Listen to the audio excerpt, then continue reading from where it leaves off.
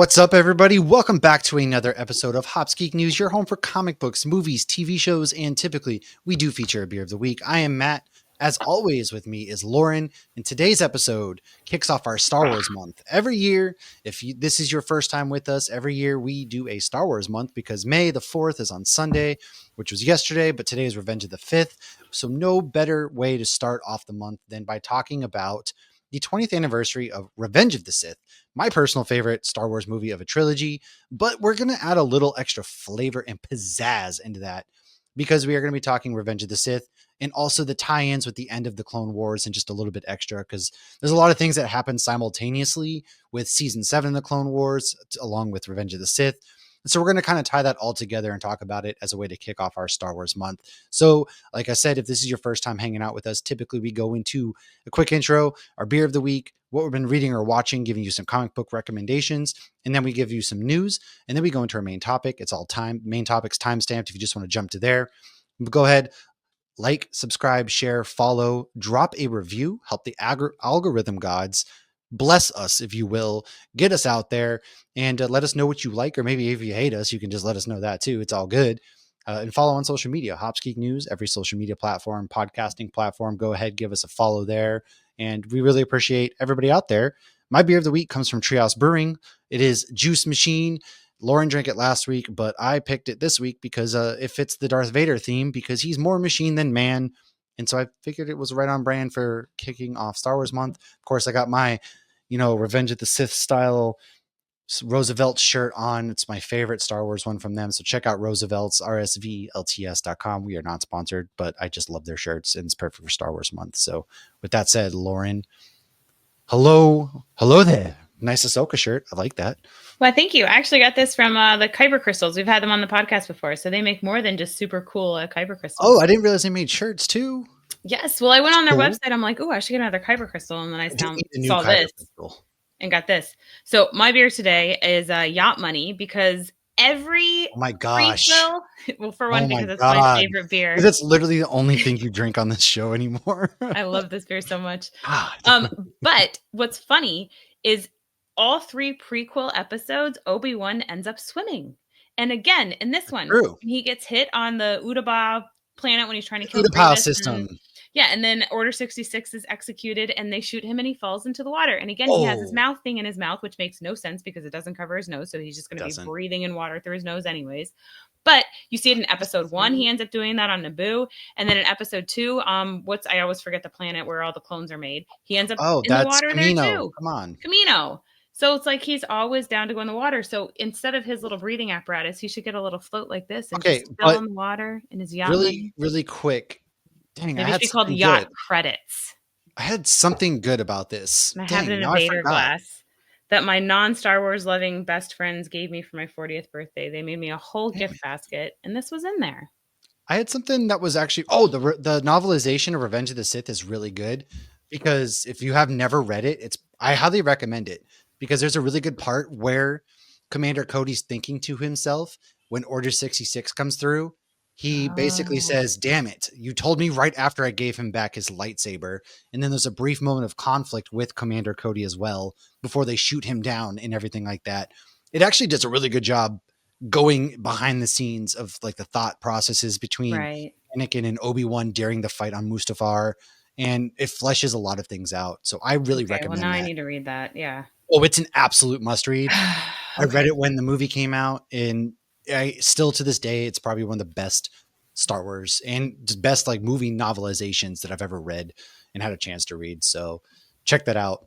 But as you can see, I got my ARC 170 Lego. If you're on YouTube, man, I love, this is one of my favorite, ships in the Star Wars universe. So I pulled it out. I'm going to be doing some Lego reviews of my Star Wars things. Keep an eye out for that. But I want to shout out Gibson. So we messed up on something and he's been really helping us out with the Star Wars Celebration news between us or me having a day job where I've only had one day off in the last 2 weeks and WrestleMania and a lot going on.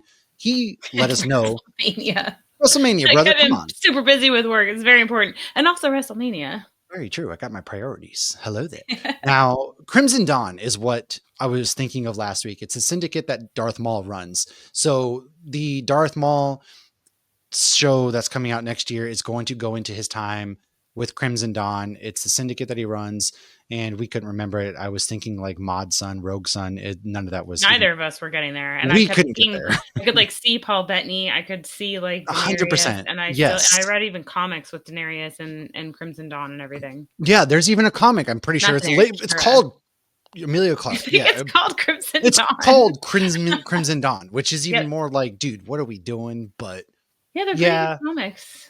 Now, aside from that, we only really have 2 comic book recommendations this week for you. I read Red Hulk, issue number 3 from Marvel. Now, this takes part in the One World Under Doom. Ben Percy is writing it. This is really good. Goes into the mindset of General Ross. They've broken out. He's basically talking about how, as a soldier, he's got a map. His people memorize their houses, but his house is the United States. So he gets super red, white, and blue. It's kind of cringy, but it's really smart too at the same time. So he's trying to lead him and Deathlock and a couple others to a nuclear power plant so he can recharge his Red Hulk, because he essentially says, nobody's going to stop me once I'm Red Hulk. I got to recharge, and not even Doom's going to stop me. And so they're setting up a big battle with Doctor Doom, which I think is going to be really cool. Their Deathlock and Ross are on their own. The US essentially made a treaty with Doom. So Ross feels kind of betrayed there. Really good stuff. That's all I've read. I haven't watched anything. I did see Sinners again. I took Carrie to go see Sinners before we double featured it with Revenge of the Sith with the kids. Carrie loved it. And man, I just really cannot stop raving about Sinners in general. It's I need to see that. just absolutely fantastic. And there's things that you pick up on the second time that you don't necessarily pick up on. And I could honestly do an entire podcast episode breaking down this movie and the cultural aspects and things of that nature to it. But I won't, because Lauren hasn't seen it yet, so I don't want to spoil it. And why don't you go ahead and tell us what your recommendation is this week? So by the time this comes out, we'll have both seen Thunderbolts, but we haven't seen it yet. Yes. So this is a spoiler-free safe. Well, we will have an actual episode, spoiler-filled, about our review of Thunderbolts. So don't worry, that's coming out. And if you haven't seen it yet and you need to catch up, we did a whole catch-up last week.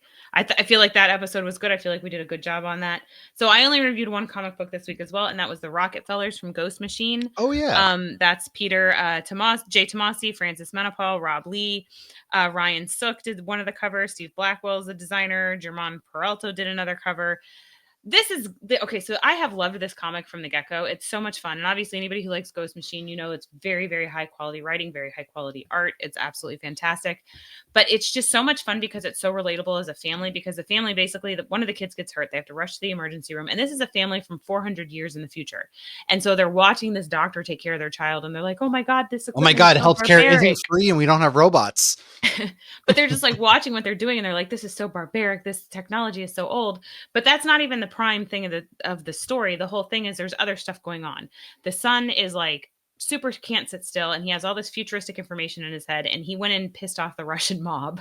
And meanwhile, they're still trying to evade the whole somebody's chasing them from the future and stuff is going on, but they're just trying to live these normal lives, and they're so not normal. And it's just so much fun because it's like so relatable, but it's incredibly not relatable at the same time. And I'm absolutely loving the Rockefellers. I think this may be, it's hard because I really like Hyde Street too, but I think Rockefellers might be my favorite Ghost Machine thing right now. And really? Okay. I do. I think it is my favorite. I don't know if it's just because I'm a mom, so I find it so relatable. The family aspect. Yes. And the mom is like super badass, and like she's a freaking astronaut. And like they're just, it's just so much fun. It has so many elements to it. But it's like every time I read the issue, it's like over so fast because I get so sucked in immediately that it's like when it comes out in like a trade back, I want to get the trade back so then I can just like read it all in one shot, because I just like every time I feel like it's almost like a tease. And they're not. They're normal sized comics. Like there's plenty there. But it just every month I just feel like it goes too fast. And I was like, wait, no, I want more. And there's so much more going on too. There's so many levels, but it doesn't seem like there's so much going on because you're just immediately sucked into all of it. And they had a phenomenal guard dog. The guard dog really took it up a notch. Ooh. If I was going to get a dog, it would be that dog. Interesting. All right. I'm behind. I only read the first couple issues, so I really do have some catching up to do. I'll check that out. But let's dive into some news then real quick. Doomsday has begun filming. Yes, Avengers Doomsday. And I don't really want to necessarily spoil it, but Chris Claremont was going on at the Huntsville Comic-Con that Gibson was at, funny enough. And he was talking all about some things there, such as who was going to be appearing and other such Did he say Hugh things. Jackman? Well, he did say Wolverine kills somebody important. I just said I wasn't going What? to talk about it, but here I am. I didn't And hear so, this. well, he's Wolverine kills somebody important. So Hugh Scarlet Witch Jackman, is back but as is a this good like a guy, and what? then Chris You Evans talking is about back as comic Hydra books? Captain America. Are you kidding? That's what Chris Claremont says. Maybe I he's don't just like know. having fun with it, or maybe this is comics. I feel like Kevin Feige He's would be talking about. like, okay, you're cut off. All right, old man, you're dead. I don't Right. know. Time to go to bed, Grandpa. All I right, mean, Gramps, nothing again. let's get you. Obviously, I love Chris Claremont if you I can do see the too. poster behind me. I don't know. That's just what's come out. Listen, don't I mean, I don't shoot love the all those messenger. All things, right. but I would want those to be a surprise. Like Well, when I saw Revenge of the surprise. Sith this week and I You were had my surprised fingers. Yes, I that was Anakin shocked. I turned didn't to the know dark Anakin was side. Vader. That was like mind-blowing. Oh no, he turned to the No, dark side. I never saw that but coming. he was so sweet. He was Uh, such an innocent young boy. he was manipulated by that Palpatine. It's I I never would trusted love to him. see just like interviews like, he was such a sweet young boy when he was that slave down in Tatooine He wasn't a boosting slave. pod He was a races. human being. He was working for Watto and he was out there. I will never saw that coming. I pray for that boy every night. But the devil, he got the devil inside of him. He did. He didn't go to Space Are we Jesus just Church. channeling Posey Parker? Is that what You we're know, I doing think right we now? really I are. think it's too much White Lotus. Oh no. Okay. So Anyways, no, they played the Thunderbolts trailer right before it, and I they like do. panicked and closed my eyes and I put my fingers in my ears and I'm like trying to make sounds outside of Not my even ears so I Logan. don't You hear just it. said, Logan, you're fine. Me. Ah! The people next to me probably thought I was crazy They're because they're looking like, at you why like, is what she is not watching wrong with this? her? Hey, And are you then when all the right? Superman trailer came on, I actually wanted to watch that, but Logan had to pee and the movie hadn't started. So I was like, okay, let's go do that now. But I would have liked to have Good watched that trailer call. on the big screen. I cannot wait for Superman. I'm more excited for I Superman than really. Fantastic Four. I don't know why. Oh my I god. am. No I feel like way. Tyler Hoechlin Well, it's just not made me truly into a fall in love. Superman fan. I mean, I was a Oh. Superman. I mean, everybody's a Superman fan. If you're not a Okay, calm Superman down. fan, I'm you're a not necessarily communist. the biggest Superman fan, but But I you're a respect fan. him. Yeah, no, I like Superman. I have nothing against him. He just was Everybody never my likes favorite. Superman.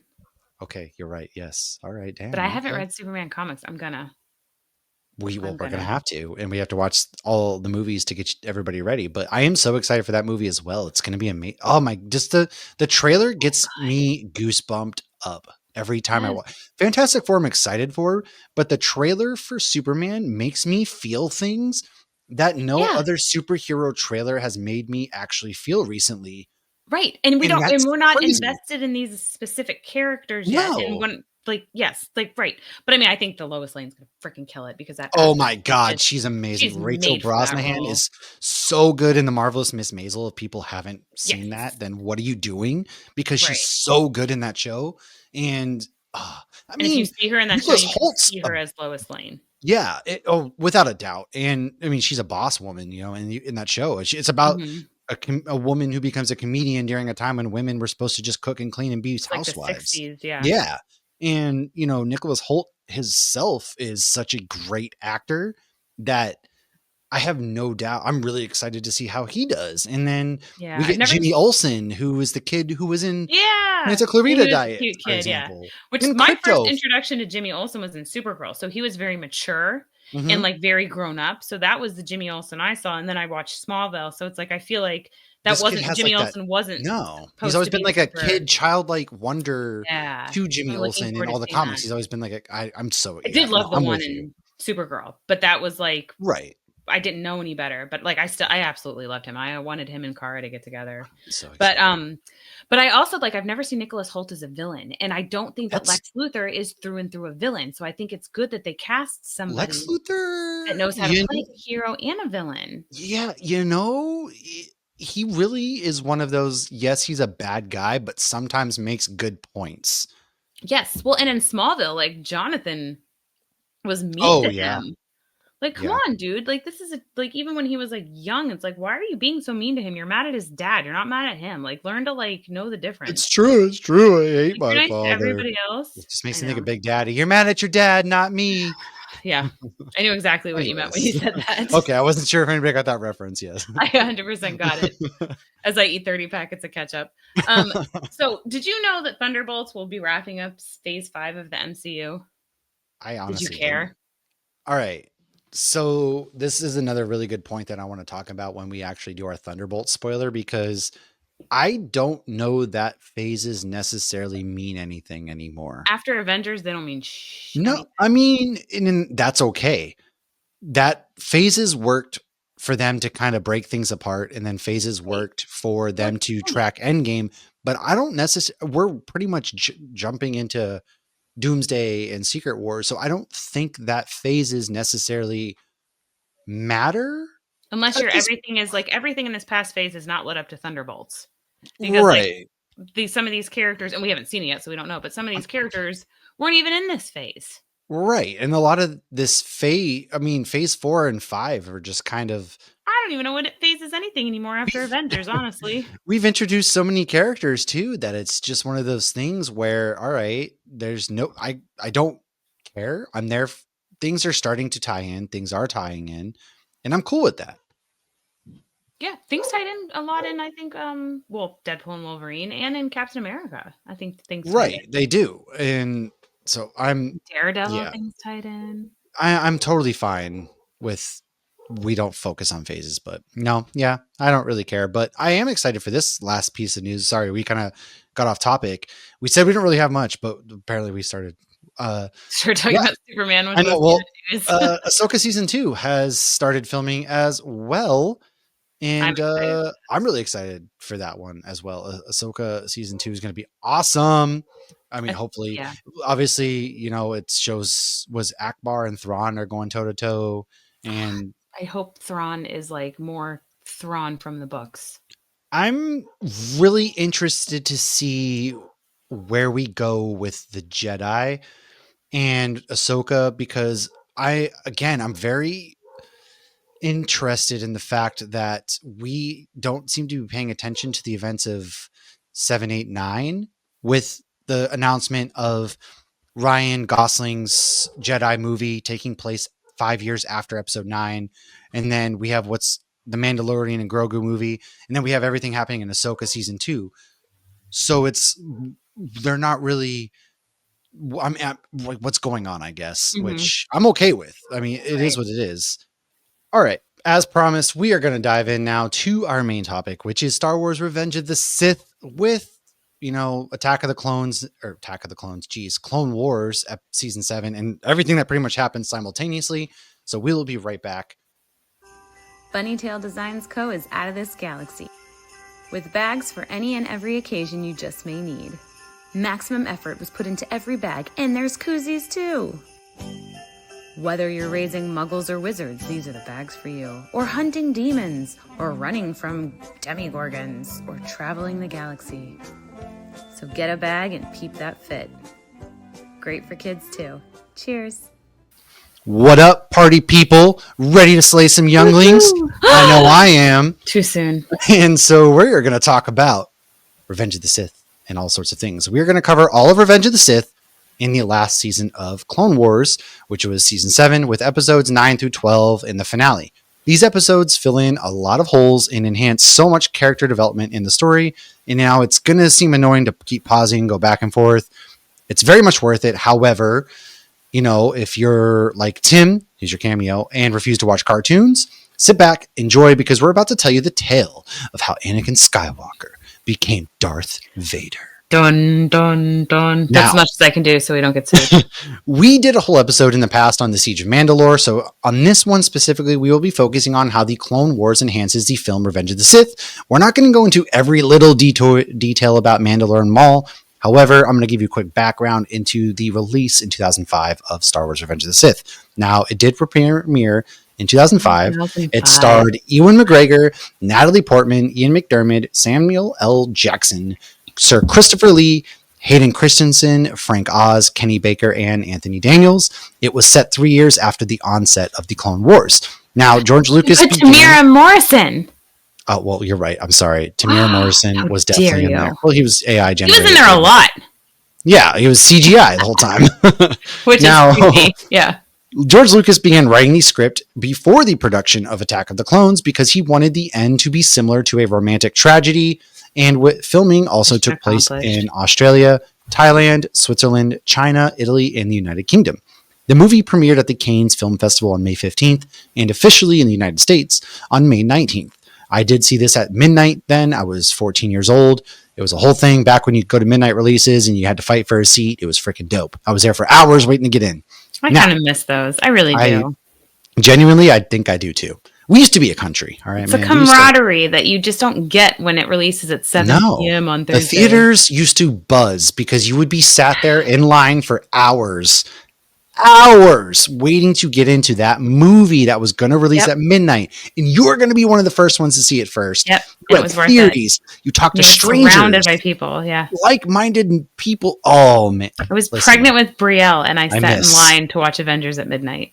God, I saved my 1 cup of caffeine until like 11 o'clock that night, so smart. That I could watch. I miss so dearly. I miss those. I do now. The budget was $113 million, actually, and it made $893.2 million. Critics praised it. And a lot more this past weekend. It did. And now, adjusted for inflation and everything, it was over $1 billion. I'm very much sure of that. And surprisingly enough, critics praised this film for its darker tone, emotional depth, and its performances. Although, of course, they had some gripes and complaints about the acting and some things like that. I hate you. Okay, that wasn't bad. Yeah, that's what you have a problem with? All right, we'll dive into it. Because it was a teenager who should have slammed his bedroom door after. No. I don't hate it as much now that I know all this other stuff. It was crazy him screaming, "I hate you," as he's burning on the sands. That was very valid. He's so justified. He did, but he's, again, an immature, misguided, groomed, gross child. He was 100% and groomed. So he didn't see it that way. He blames Obi-Wan Kenobi for making him now trapped in that suit. Take responsibility for your own actions, Anakin. Didn't know how to. So, yeah, it was the highest grossing film in the United States in 2005, and was actually the second highest grossing film worldwide in the year 2005. And it still holds the Thursday record with $50 million, and it was the last Star Wars film produced by 20th Century Fox. So that was funny when you watch it now. The 20th Century Fox thing still comes up first. Okay, even in the anytime theater, I hear that, I did that. Do, and you always were waiting for the Lucasfilm to turn to green. And I was never waiting for the Lucasfilm to turn to green. For me, Fox was just all sorts of random crap. X-Men. Yeah, X-Men was one of them. I was, Oliver and Harper, they hadn't seen a Star Wars film really, so they didn't really understand the opening crawl. And so every time I was reading it to Harper because she can't really read yet. And after every paragraph, her response was, oh. She had no idea what anything was going on, but she was like, oh. The opening crawls of Star Wars, I will say, they're very intricate and complex for movies that claim to be children's movies. It's trade wars, all these things going on. But it's also a very smart and quick way to get down to the point. It's this is what's happened. It's they're previously on Star Wars. Yeah. And one thing that I love about this too, after the opening crawl, is the drum beat, the boom, boom, boom, boom, boom, boom. As you see the starfighter, you zone in on the Republic cruiser and just the giant space battle happening above Coruscant, and the Jedi cruisers are flying in between everything, and you're just following them with the camera, and there's so much chaos happening with the drum beats and oh man, it is probably the best opening for a Star Wars film just off of vibes alone. They do jump right into it. They do. Well, they jump right into Palpatine. He's kidnapped, so that erupts into a giant space battle, and you got the ARC 170s we're with you, and these clones are getting blown up. They're doing their job, Anakin. We have ours to do because Obi-Wan found everybody. I am, Legos, pew pew pew pew, and Obi-Wan found everybody expendable, but Anakin actually cared about the lives. This is when he cared about not killing people. And dude, the opening is so good, just so good. But I want to hear your personal thoughts. What are your thoughts then? What are your thoughts now? I didn't watch this movie for the first time until maybe 6 years ago. So I was in theatres. So I definitely did not see it in theatres back then. I didn't give two F's about it back then. But when I did watch it, for that.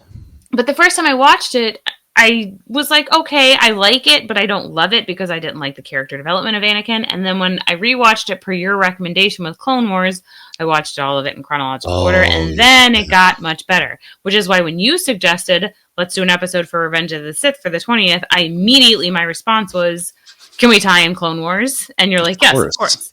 Because of course! That's the best thing to do. And we will break it down for you. So I went to Wikipedia, or Wikipedia. I'm sorry, not Wikipedia, Wikipedia, to find out the recommendations for stopping and going back to Clone Wars. I condensed it a little bit. They get a little too like go back to Revenge of the Sith for 2 minutes and come back. Would just like to caveat one thing real quick with Wikipedia, because we have a friend of ours that used to do really good work with Wikipedia, and they wronged him, and I'm not going to go into it. Jordan, shout out to him, but they are a good resource. Ran by people that I disagree with personally. So I just need to caveat that because there's somebody that we became friends with through the show that we've had on the show on behalf of them. They did dirty too. However, it is a good one-stop shop for finding out what the hell is happening in the Star Wars universe. Ran by fans. Right, like Wikipedia. And that's my disclaimer. I just needed to get that out there. No, disclaimer. That's fair. So there's that. But I took what they had and I altered it quite a bit. Pray I don't alter it any further. I will put something together and post that. If you do want to follow this, I highly, highly, highly recommend it. It's so worth it pausing it and going back and forth. But if you don't want to, that's what we're doing this. So, so that was when I truly fell in love with it, was doing that and watching it. And this was the first Star Wars movie other than Solo I watched in the theater. Wow. You never saw Last Jedi, Force Awakens, none of that? Nope, wow. Never saw any of those. Rogue One, nothing? Nope. Wow. I remember watching Rogue One on the couch and being like, wow, this is really sad. And Kaylee looking at me and being like, really? What? You know what this is about? How was it theatrically for you then? Because this was your first time seeing on the big screen, really. Yeah. And me, I saw it obviously the night it released. For me, I was just caught. I saw all the prequels at midnight releases. I have and I know everyone now is like, oh, everybody just looks back at the prequels fondly. I love the prequels then. They have their problems. Were a good age for the prequels, and I was the age group. I grew up with the prequels. I mean, just like a lot of the people older than us grew up with the original trilogy, right? I mean, right. I grew up with, and our kids are gonna love the sequel trilogy kind of thing. That, or they may that trilogy, or the next trilogy. Who knows? They could very much grow up in Star Wars, which is what I hope. Star Wars is a timeless thing; it transcends generations, and so for me, it just flooded me with memories of when I was younger and what Star Wars means to me, and seeing on the big screen just really hit emotionally for me. So I'm very interested to see how it was for you seeing it on the big screen for the first time. Well, I will say I did have my 7, almost 8-year-old with me, so that definitely, Yeah, and my 9 and 6-year-old there. Because you have to be cognizant of them, make sure they're well behaved in the movie and whatnot. You don't want them to disrupt anybody else's experience. But no, I thought it was really cool. And we did it in 42. And so as soon as, you get the screen scroll, the chairs kind of slowly lean back. So everything's very in the moment, which is what I wanted because it was a movie I could watch at home on my couch. I wanted something a little extra. Yeah. No, it was really cool to see all of it. And it was cool to be surrounded by fans too, because even though this movie's been out for 20 years, the only people that are going to the re-release are true fans. So you felt that, heightened little excitement in the theater, which was really cool because, I really only get that for Star Wars at Disney on May the 4th. Right. So I thought it was great. But what was funny too, though, is watching it on the big screen, it brings so much attention to how crappy and overused CGI was in the early 2000s. And you made a comment about Tamara Morrison. I'm like, I can tell which one is the actor and which ones are the CGI. The CGI is not great by any means. The CGI is pretty bad, especially when Christopher Lee does his whole jump off of it, and then he oh my gosh, yeah, throws Obi-Wan and who throws that CGI is pretty bad. The big screen brings more attention to that. Yes, the but big overall, screen I'm 100% happy I went to the big screen because this was watching this mixed with the end of Clone Wars was the first time Star Wars made me truly feel something. So the first time I shed a tear for Star Wars was the Obi-Wan Kenobi show. Okay. But, I should say I also spent the morning in Galaxy's Edge, so I'm really in my Star Wars feelings right now. Oh, today you did, yeah. That's true. You did. You sent me that picture, you a-hole. But Logan did not like this movie. My almost 8-year-old, he's going to be 8 in 2 weeks. He called this movie a horror movie. What? Well, I mean, from my point of view, the Jedi are evil. His popcorn lasted a good hour, over an hour, so that was good. When the little kid's like, Master Skywalker, there's too many of them, and it cuts. What are we going to do? They don't show anything. Logan looks at me and he goes, he just killed all those kids. I was like, how did you even pick up on that? So, and then he kept asking, he said his least favorite part was when Anakin killed all the kids, and his second least favorite part was when they separated the twins. And I said, well, do you know who those twins are? And he's like, no. I was like, well, that was Princess Leia and Luke Skywalker. He goes, that was Princess Leia? Yeah. And I was like, yeah. And so he kept asking questions. So I was like, well, we can watch more stuff about this if you want to know more. And I go, did watching this movie make you want to watch more Star Wars? And he immediately goes, no, it made me want to watch less. Yeah. Wow. But it did snow in the theater for 5 seconds. He really liked that. Oh, because you saw it in 4D, right? Lucky. How was the 4D experience for that? It was fun. Although one thing they do is like they slap your ankles. So there were things going on, and like when there's lightsaber fights, what? Yeah. Why are they almost, slapping your ankles? What? I don't know. There were like things going on, and they're like, yeah, there's little things hitting your ankles, and then like punches you in the back. Like, I could do without that. I always turn the water off. You didn't get any blast of heat or fire when Anakin gets lit on fire? No, it did not get warmer. Come on! Colder. So, like, when the glass breaks before Mace Windu falls out the window, it gets really cold. Oh, my gosh. The blast. So, they do a lot of that when it gets... Right. Yeah, so it gets really cold in there at times, which Logan thought was funny, and he curled up in his Darth Vader jacket, which now I have to take away because we don't like this movie. He doesn't, I can't believe. So my kids liked it. This was their first time really sitting down to watch it. Harper has seen like A New Hope, so she knows Princess Leia. She was asking a lot of questions, and Oliver was just quiet, but Harper was very, who's this? What's that? He's the bad guy? Oh no, he didn't know this? Like very surprised at Anakin.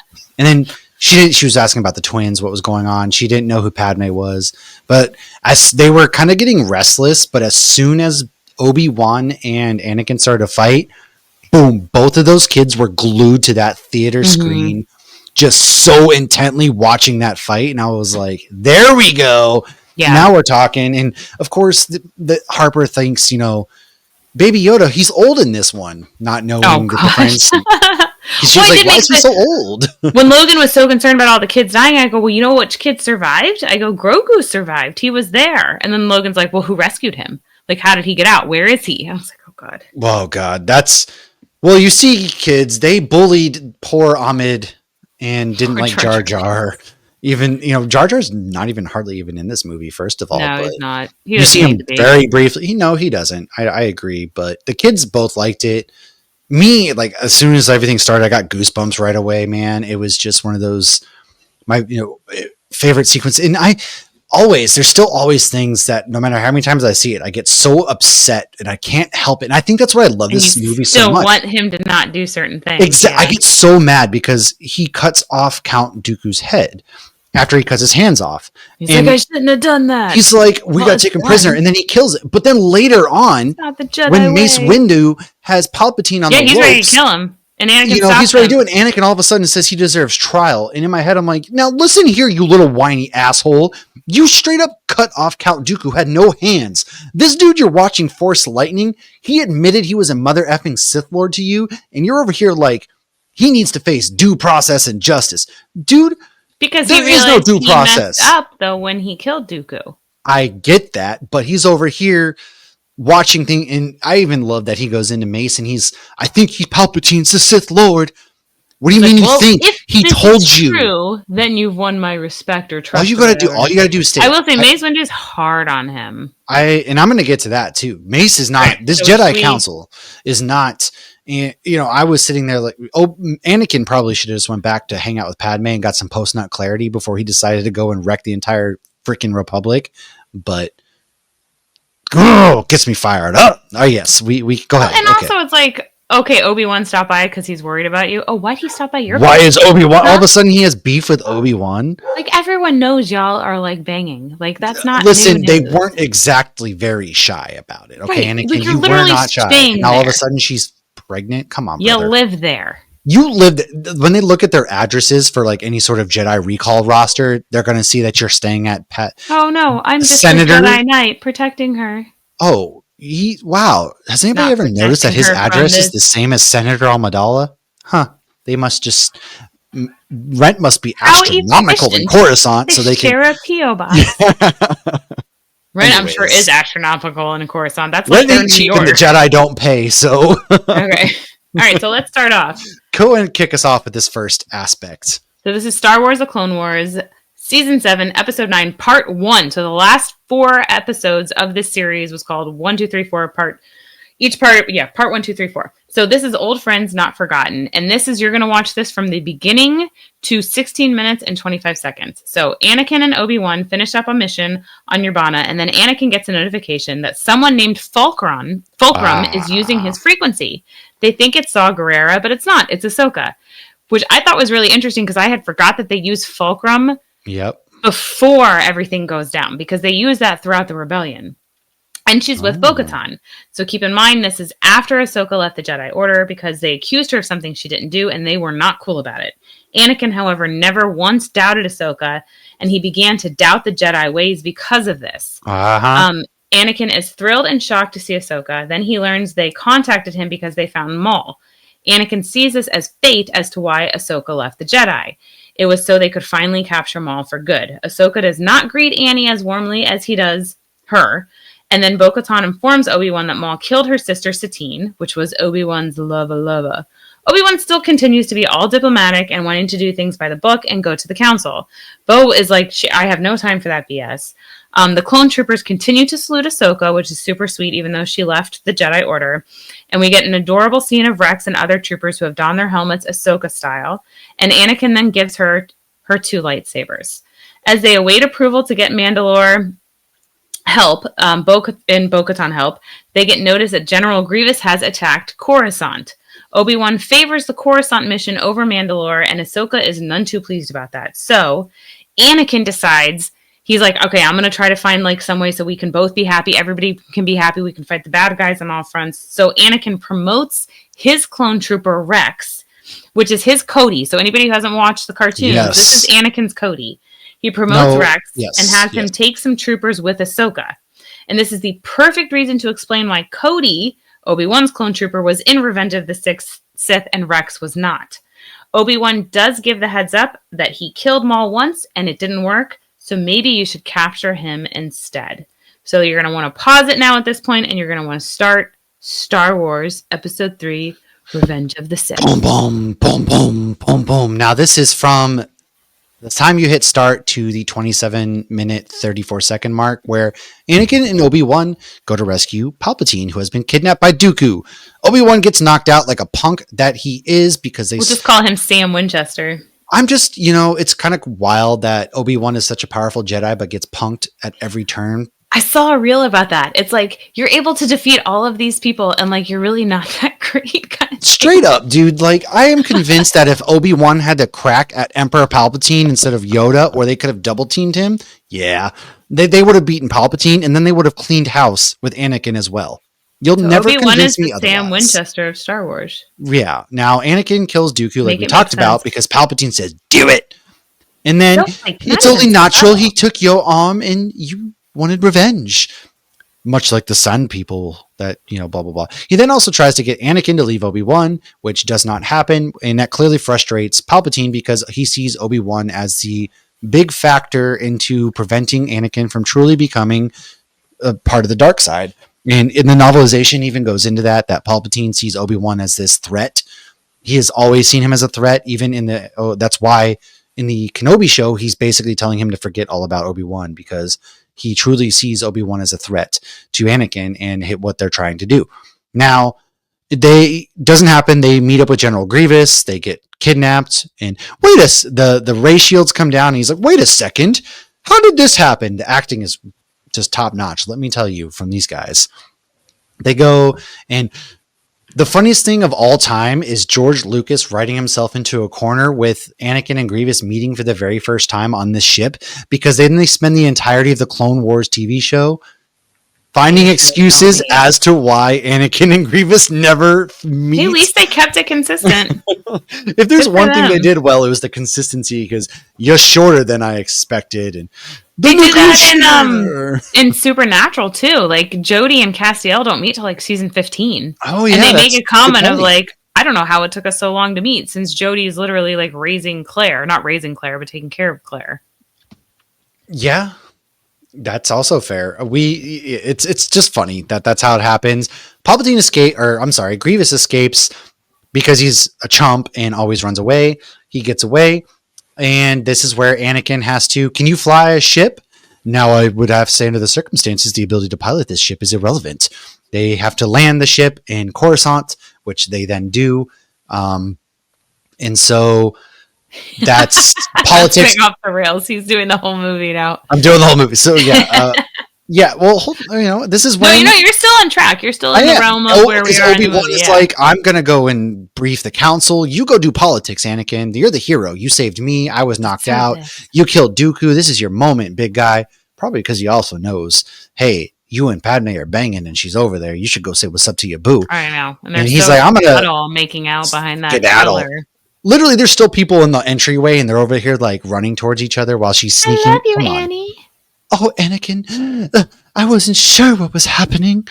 My love. But it had to have been a minute since they've seen each other, because she's already showing. She's pregnant, and they wouldn't have returned unless Palpatine orchestrated his own kidnapping, obviously. Obviously. Now, this is when Palpatine assures Mace Windu that so long as he is alive, the Senate will insist the war continues. Yes.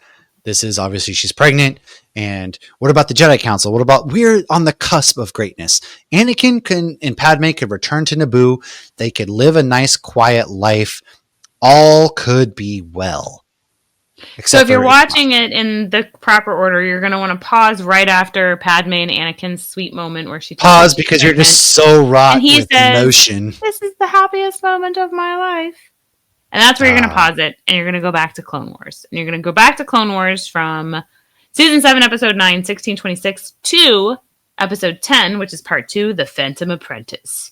You're going to cut that off at 3 minutes. So, Phantom Apprentice. The battle begins on Mandalore, and these are Maul's Mandalorians, or Malorians, as you might want to call them. And they're going against other Mandalorians, Ahsoka, Rex, and other clone troopers. Ahsoka finds Maul, but Maul was hoping for Kenobi.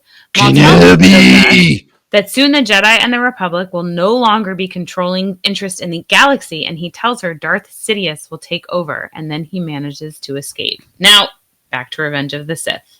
Yes, back where we left off. So this is from 2735 to 5140. Yay, I get the fun parts. Anakin begins having nightmares, such as when his mom died. Padme's dying in childbirth. Oh my goodness gracious. He wakes up, and this is the first time, now I didn't realize this in 2005, but right this time I was like, wow, Anakin's kind of jacked. He's kind of a daddy. All right. Yeah, they didn't show enough of that. They should have had him not have a shirt on more. The only time his shirt is looking real swole. Yeah, like you're looking real swole, daddy. And so he tells Padme as she comes out, you know, first of all, there's that whole funny scene where she's standing out there, she's brushing her hair and they're talking. Why is she brushing her hair? I don't know. And she's standing there, like, whose idea was that? That had to have been a man that wrote this. Also, why Natalie Portman agreed to do it, I don't know. That was the dumbest shit ever.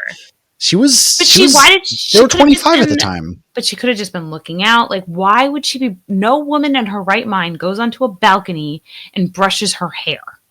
That's also, well, she does. No, she doesn't do that. Somebody thought that was a good idea because they think that's what girls do. She has pretty curls like that were clearly not natural. She wouldn't be brushing those out. That was the dumbest thing I've ever seen in Star Wars. That one's the dumbest thing I've ever seen. That's the dumbest. That's the line. Yep. That's my line. Or that's right there. Okay. Padme brushing her beautiful, intentionally put their curls on a balcony. All right. Yep. Okay.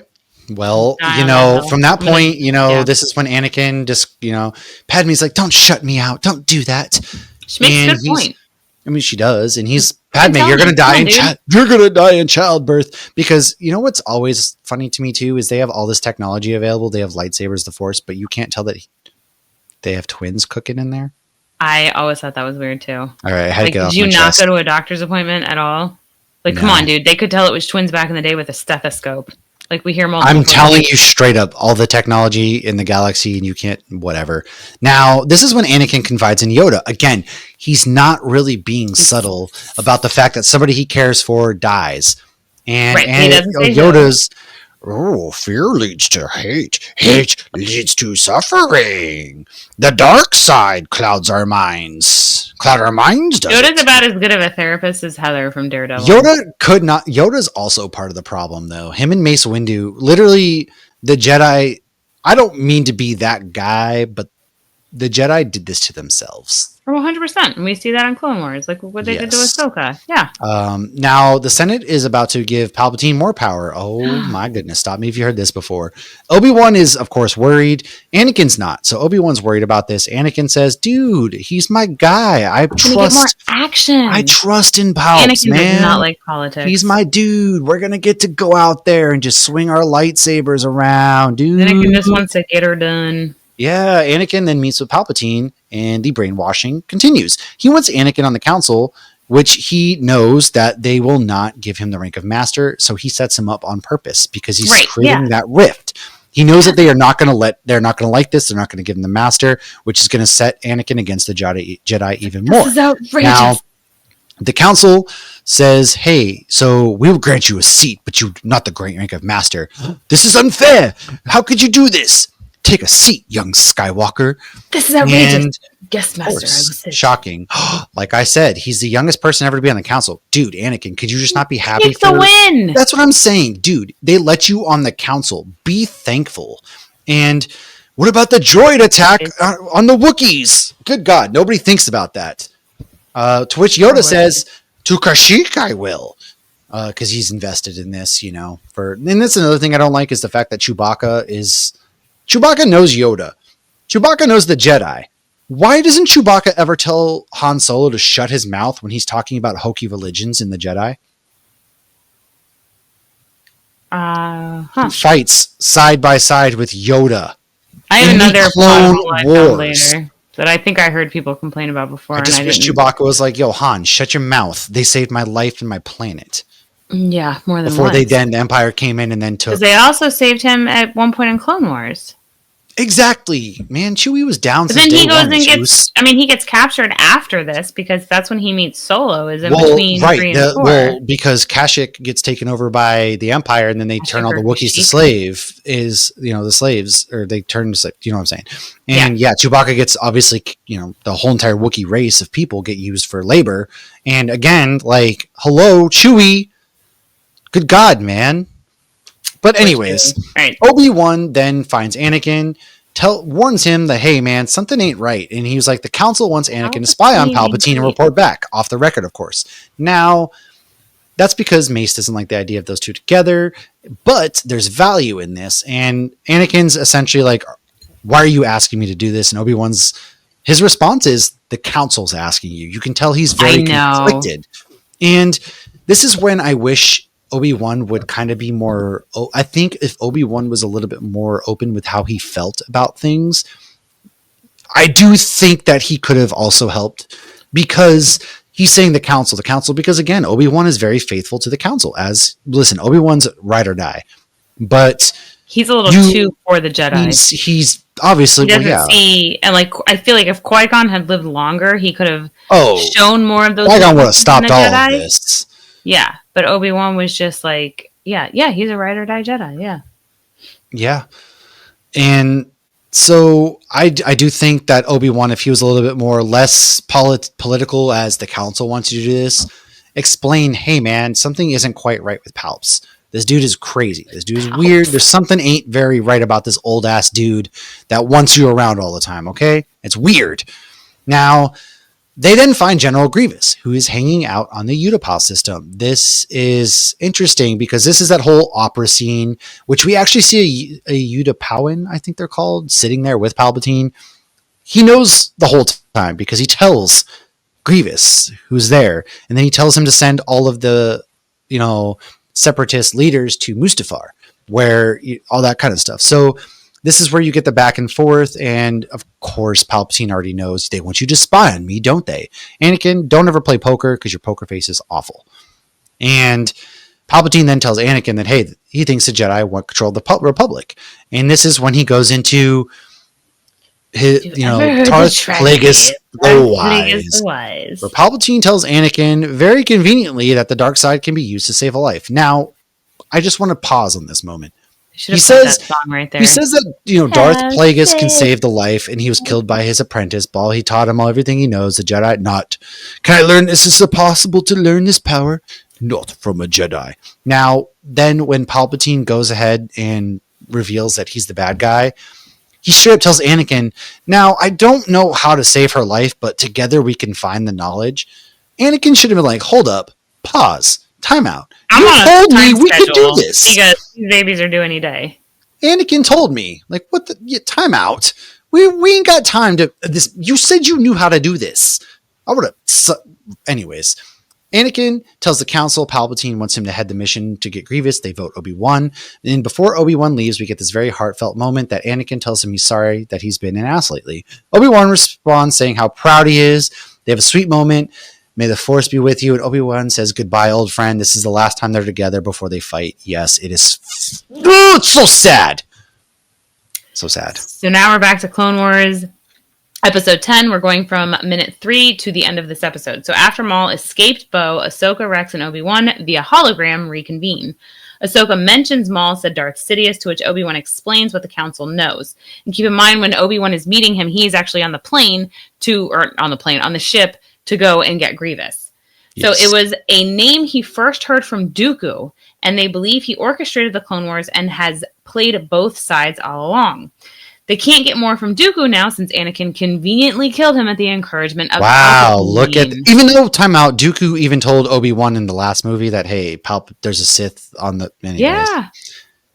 Guys, nobody listens. Moral of the story, listen when people talk to you. So Ahsoka actually asks for more help, but Obi-Wan tells her he's off to find Grievous. Then she asks about Anakin, to which Obi-Wan asks to talk to Ahsoka alone, to tell her he's currently spying on Palpatine, that's what Anakin's doing.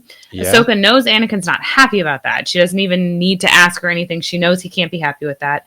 And she is not the Council's biggest fan after the accusations they made against her, which were complete BS. Accused her of murder. So Rex interrupts, and he's like, an attack is happening. Maul took Jesse, because he could tell Jesse was an older clone trooper, so Jesse would have more information.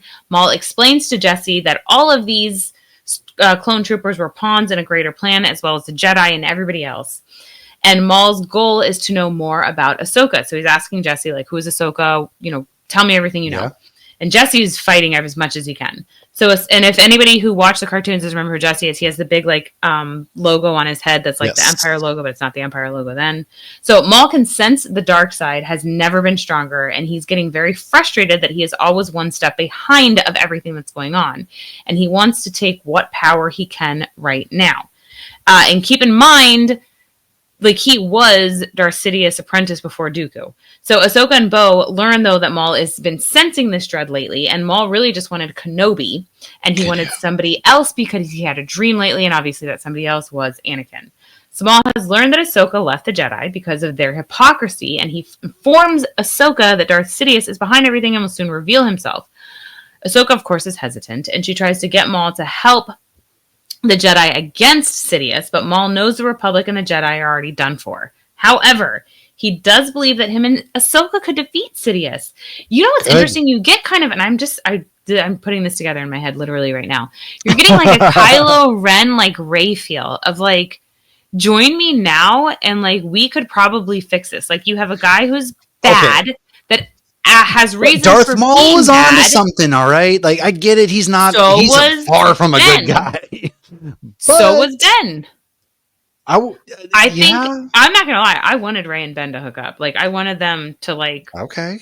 I mean, on more levels than one, I felt like they could have ruled the galaxy. I do actually kind of agree, and maybe Kylo would have, chilled out a little bit. I don't know, but I actually think so here's another thing. I think Rey could have chilled out a lot of people. Let's hear what Maul has to say, and then we can worry about killing his ass afterwards. Fair.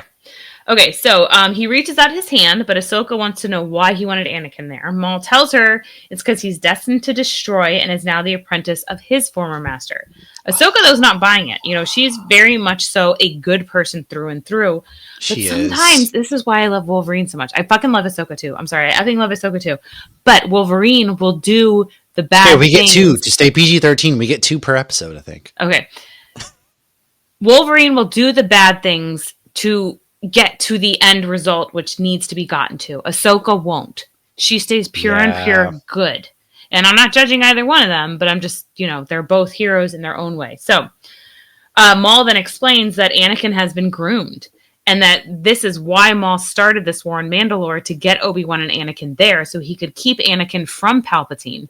Ahsoka says, no, there's not going to be a team up. We're not doing this. And then, of course, an epic, gorgeous fight ensues. Ahsoka wins and she captures Maul, but at what cost?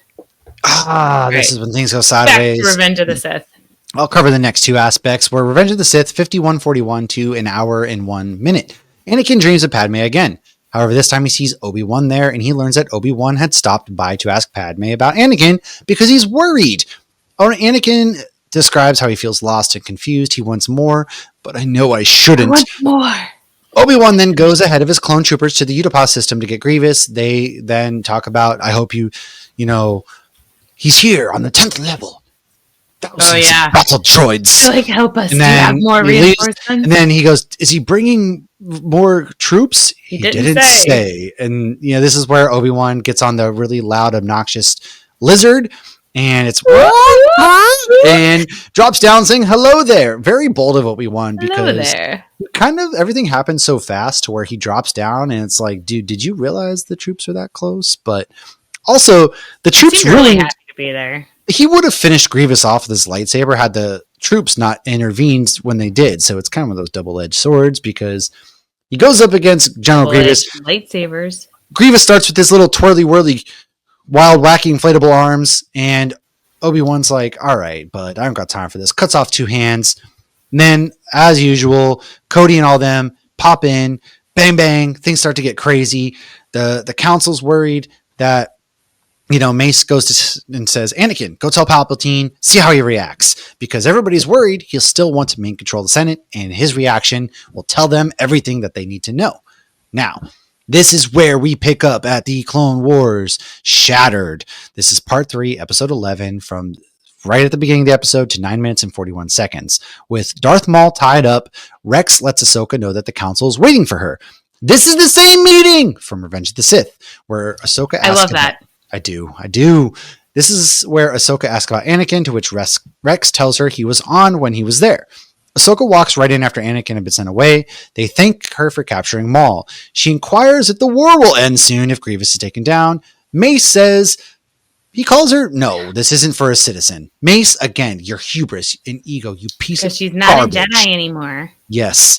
Thanks to you guys, Ahsoka did not tell them what Darth Maul said about Anakin, and now she has to live with that. She's like, I'm not privy to your info, you're not privy to mine. I mean, first of all Mace Windu had to do is be empathetic in any regard. Put his Jedi ego aside. He literally could have discovered the entire plot, but then Ahsoka decided to be petty. He was on the edge of it too. Like, he knew a big person. I don't even think Ahsoka was being petty. I think she was just like, all right, questioning everything. I don't think she trusted anything. I feel like that's more what it was. She didn't trust the council for good reason. Betrayed, yeah. Yeah.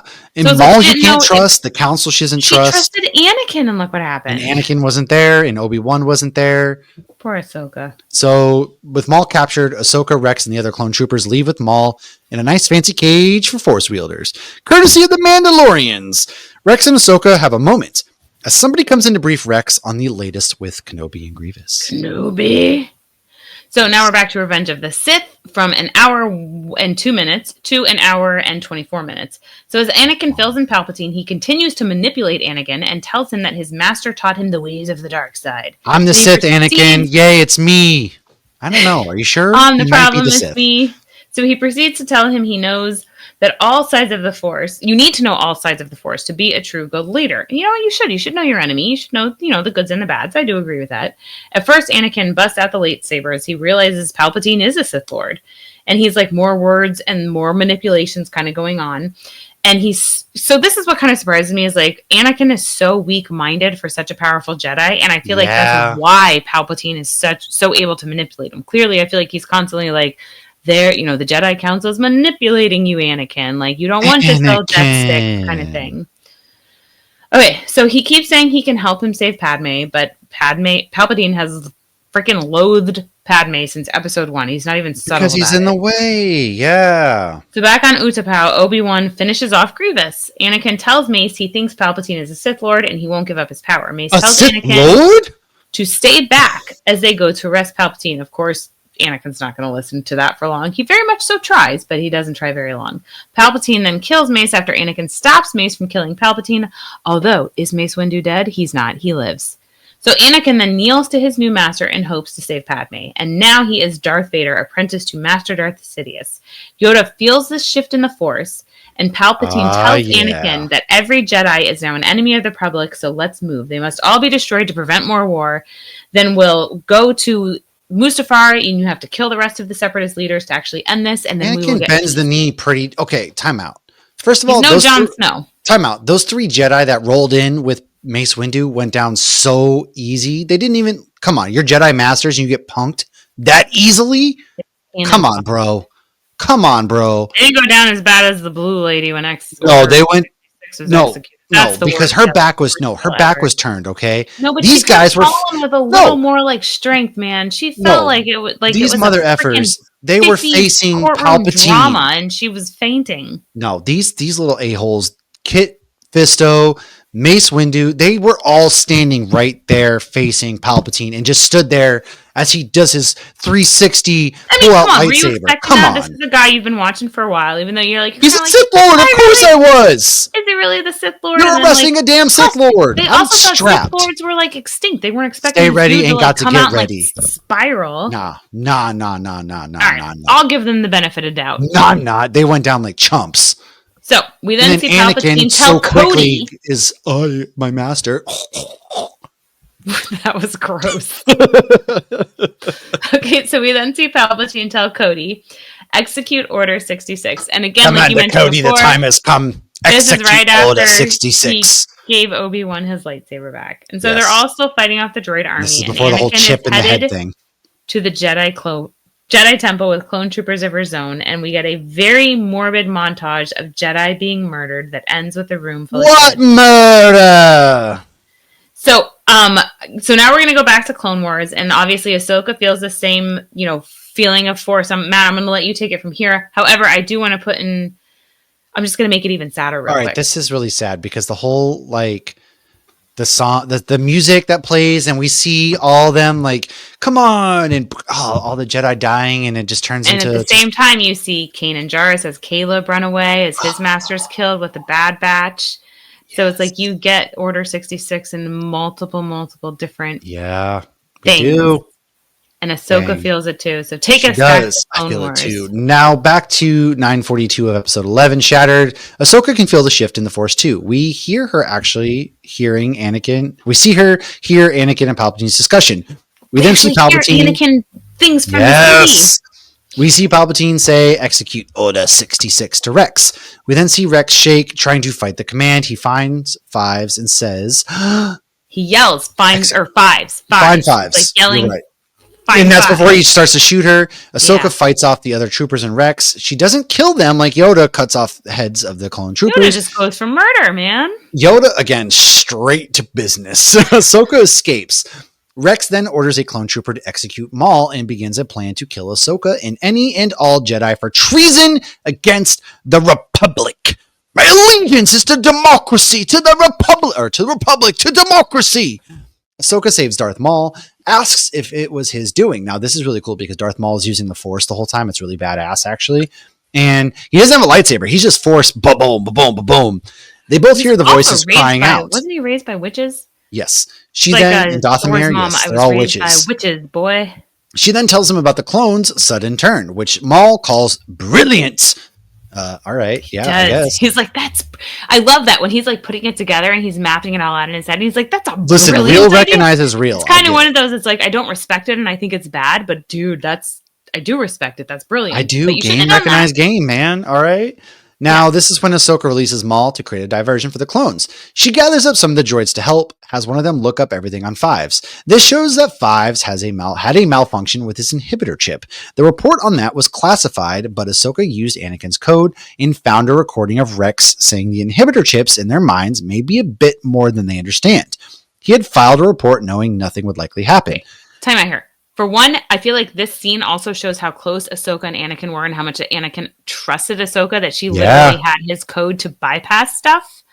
And also, like, if anybody doesn't remember, in Clone Wars in the past, like, Fives had a malfunction. He was trying to tell people what were going on and what the plan was. It was, like, brushed under the rug. I really like the whole inhibitor chip thing. I'm not going to lie. I think it's kind of clever. Oh, it's super clever. I actually like this add-in. Yeah. Oh, 100%, yeah. And this needed more explaining because it didn't make sense. They just decide all of a sudden, these clones who are free thinking decide to all of a sudden kill the Jedi just because. Right. So I'm glad that there's chips. If you're watching just the movies, you're thinking like, well, for one, the movies didn't really show that connection of like a relationship between Cody and Obi-Wan or the clone troopers and the people or the, aliens, whatnot. But also it just was like, oh, they just knew this the whole time. Like this was just Order 66 and it never came up. Like that doesn't make sense. That's true. Okay, sorry. Now, this is actually when the droids trap Rex. Ahsoka via hologram tries to talk to him and explains the chip is making him do that. A droid then knocks him out. They get Rex to the medical bay. They get the chip out just in time to help her fight off some of the clones. Rex then tells her it's all of them, and they're all hunting down and destroying the Jedis, which is a nod to the Bad Batch. So why don't you take us to these next couple points? Same thing in the Bad Batch, and that's why the Bad Batch didn't quickly turn, because they did not have the same inhibitor chip the way all the other clone troopers did. So they were very confused when Order 66 was executed. Yes. All right. So Revenge of the Sith. So we are back to an hour and 24 minutes to an hour and 30 minutes. So Bail Organa sees a child. So Bail Organa is like, what's going on? I need to figure this out. He like gets out of his ship and then he sees a child Jedi get taken down by clone troopers. And then he tries to intercept some Jedis to save them, because like when he sees that happen, he's like, what the hell's happening? I'm not okay with this. I just saw a kid get shot down. Yeah. And so we see Obi-Wan has survived his fall. Shout out to my beer yacht money. That was when Obi-Wan survived his fall. He did it. Woohoo! And Yoda then says his goodbyes to the Wookiees. And then Bail Organa manages to get a hold of Obi-Wan to let him know this is happening everywhere. Anakin goes back to check on Padme, and he tells her the Jedi tried to overthrow the Republic.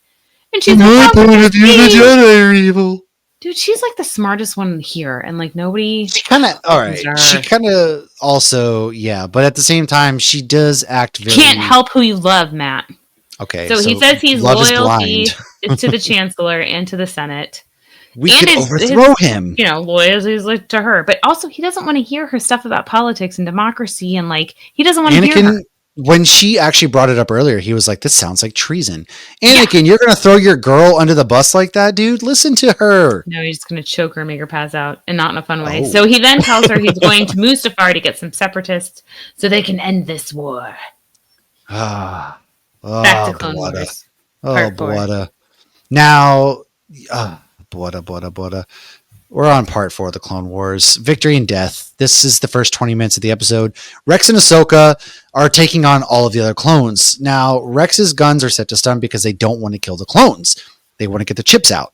Maul, of course, is just killing them, as he would. The clone troopers have Ahsoka and Rex cornered. The ship is going down. It's a very tense moment. They need to escape.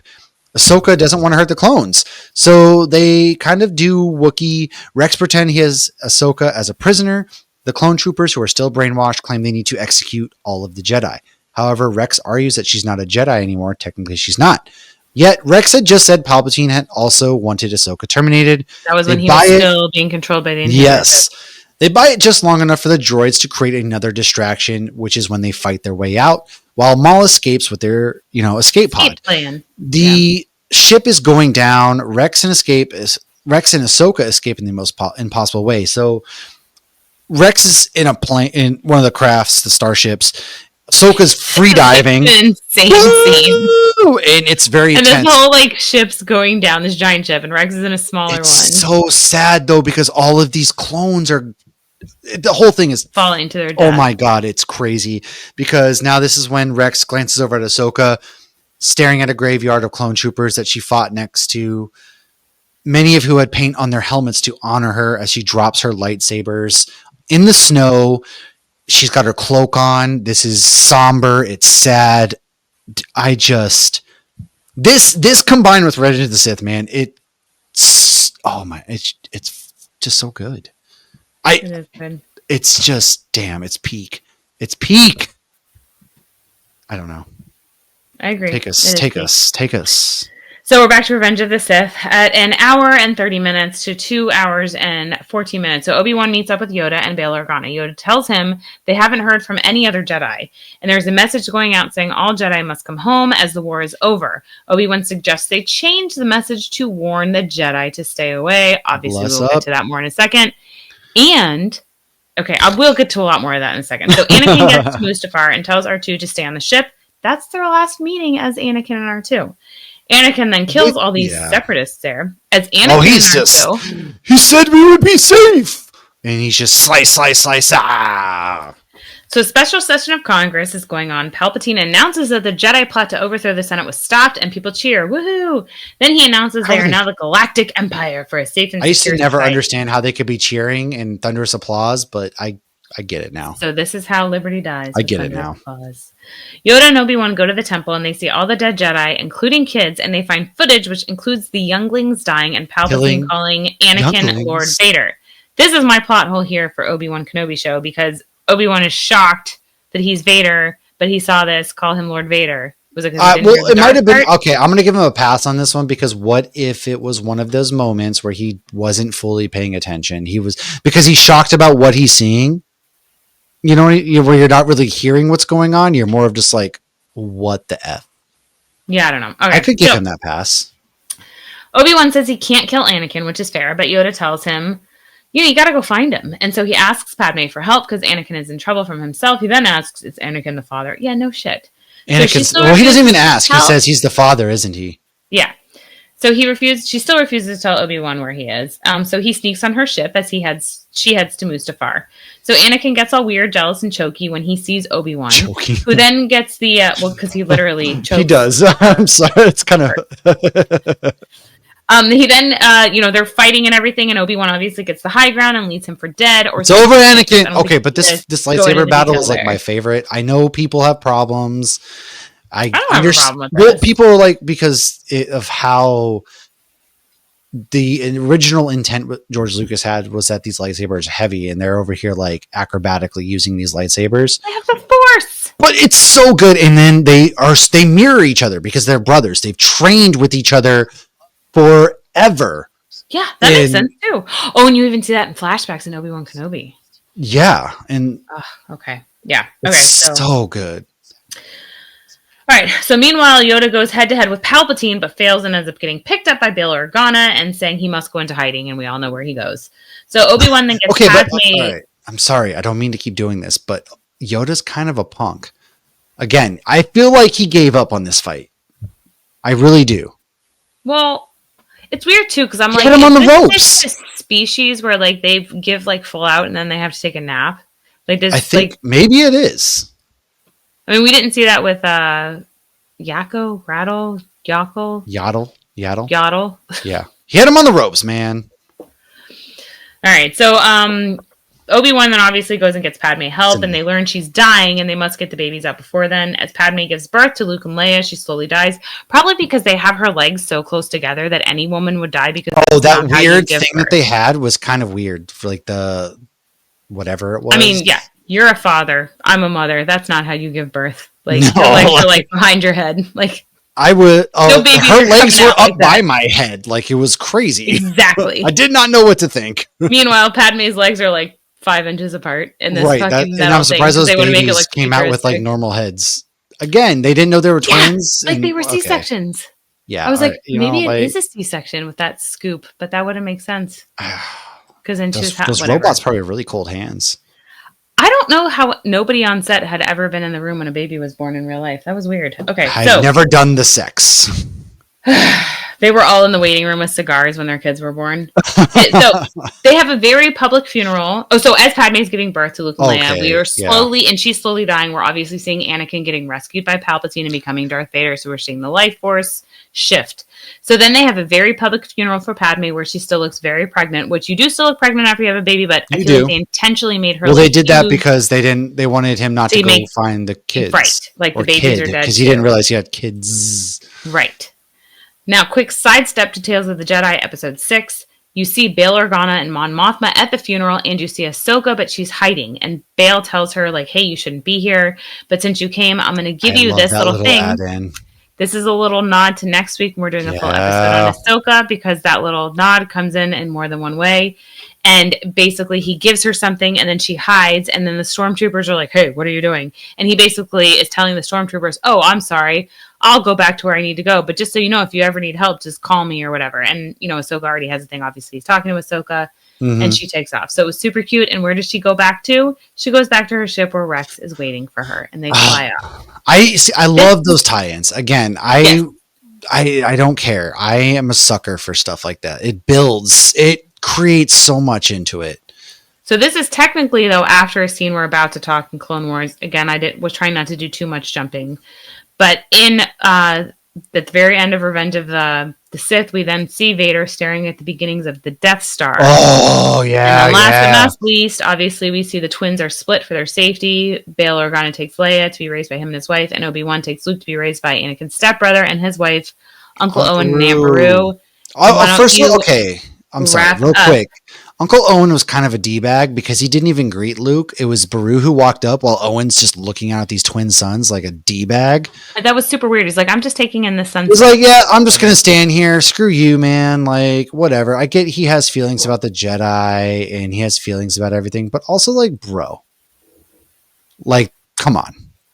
So why don't you wrap up with Clone Wars and then wrap up with that little very special message. We have the stormtroopers, not clone troopers, are surrounded by snow and the wreckage from the crash that Ahsoka and Rex survived. This is when Vader shows up. He picks up Ahsoka's lightsaber and lights it up. He stares at the owl that is circling up there, commonly seen with Ahsoka, and he then walks away. It's haunting because when he looks up, you can kind of see behind his little eye visors. You see his eyes. It's this haunting scene. It's just beautiful at the same time. And then we get a close-up of an Ahsoka painted clone trooper's helmet and the reflection of Vader as he walks away. And the entire show, it's just... yeah, it is just kind of crazy. Now, when Obi-Wan suggested changing the message from calling home Jedi to warning them, he does do this. We don't hear it, though, until Star Wars Rebels Season 1, Episode 2, Spark of the Rebellion, Part 2.